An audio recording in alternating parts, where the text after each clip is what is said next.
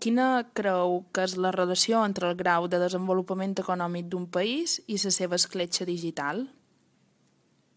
De fet, estic absolutament convençut que no hi ha escletxa digital, el que hi ha és escletxa socioeconòmica. I l'únic que fa lo digital és fer aflorar aquesta escletxa.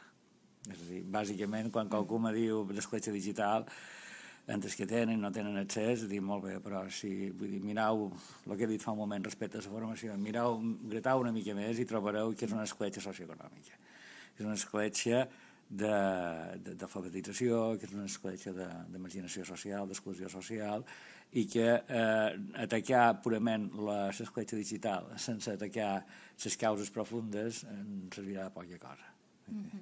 No vull dir que no hi hagi una part que sigui vull dir, una part que no hi hagi, per exemple, l'escletxa d'edat, és a dir, segurament passa que els més grans, tot i que no estan marginats socialment ni tenen aquesta exclusió socioeconòmica, sí estan en l'exclusió digital per raons òbvies, no?